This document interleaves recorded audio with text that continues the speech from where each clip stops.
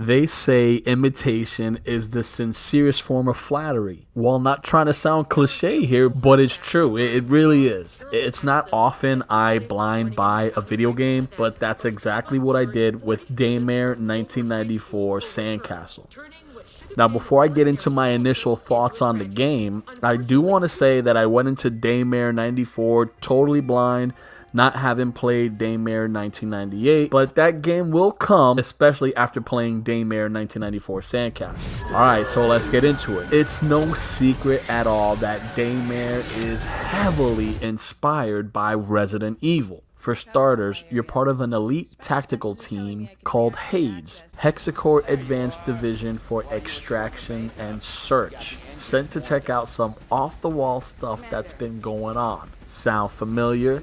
Right, remember Resident Evil, we had STARS, Special Tactics and Rescue Squads. Well, you're not in an abandoned mansion that's a front for a lab experimentation facility in the Arclay Mountains. But tell me this underground government Area 51 facility isn't a nice nod or a nice touch to create a game that's easily influenced by the RE2 remake engine. I mean, you're not controlling Jill Valentine, rather Delilah Reyes, a federal law enforcement agent with a knack for technology who will suddenly get separated from her group and uncover a diabolical conspiracy theory underlying her main mission objective. Sound familiar? Of course it does, and I absolutely love it. I mean, this game even has its own version of Wesker that I call from the moment I saw this guy. The game also has solid voice acting at spots, but also fairly cheesy and rough voice acting at other spots. No way. Get back out there!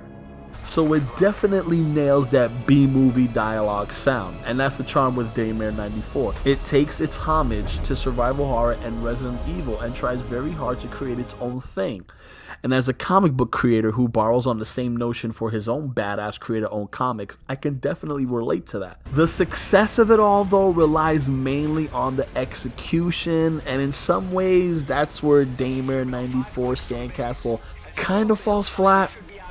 Now, I'll say that the game does a great job of immersing you in its Resident Evil-like world. The game and story is well written for the most part, but the gameplay isn't as completely refined as it could be. This is evident with the facial animations during cutscenes and how the gameplay and battle mechanics feel once things are rolling. For the most part, the controls are decent. Reyes handles well, with the exception of her hokey sprint run. And I mean, it's really hokey. It's not as clean or as fluid as I would have liked, and she actually sprints kind of slow. She's kind of like running on Resident Evil's caution health meter instead of fine, right? So if you guys remember Resident Evil, when you're hurt, you kind of run with a limp, and when you're healthy, you run pretty fast. Delilah runs bad. Let's just put it that way. Again, for me anyway, these aren't deal breakers that kept me out of the game or will keep me from continue playing this franchise, but it's nice to see there are rooms for improvement that will hopefully get improved, because there's a lot that could still be done with this game and clean.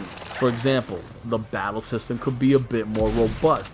There's not as many varying enemy types, and when you do encounter enemies, Reyes' janky movements coupled against speedy mob types can make for a frustrating combat experience instead of a supremely fun one.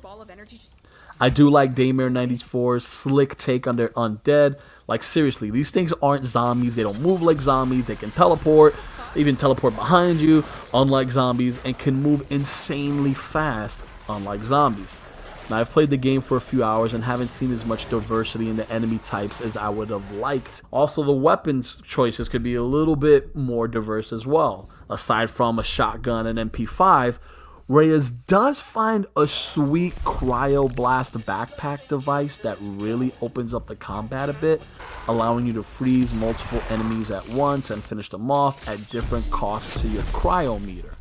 So that's pretty neat. You can also upgrade the cryo weapon to freeze faster or shoot farther, even tweak its replenish meter. So these are cool little additions, but again, for me, it's just not enough. Now, visually speaking, the game is a beautiful atmospheric nod to Resident Evil and other survival horror games. There's a creepy good story underneath the surface of the game centered around a mysterious metal and this electromagnetic phenomena that also ticks off the X-Files and Stephen King subject matter checkboxes. Daymare 94's Sandcastle all features some cool different types of puzzles, hacking puzzles, cryo puzzles, shifting power to different spot puzzles, that kind of thing. So the game overall has its merit. It's a very decent game in that aspect. There's also some concept art, some dossier unlockables, along with these great alien bottle pop collectibles that you can shoot out and collect. Now, if you can unlock an unlimited cryo blast by collecting all these alien figures, or an OP type infinite ammo laser gun or pulse rifle to battle those super quick electromagnetic zombies you encounter, that'd be really awesome, okay? The game does have a hardcore difficulty setting, so if beating that in a certain time gets you different costume outfits or unlocking other cool weapons or infinite ammo, that would also be a nice tip of the cap to Resident Evil and other survival horror games in general. So if they do that, that would also be a nice touch. Because there's nothing more fun than mopping up the floor with annoying enemies using a meta weapon.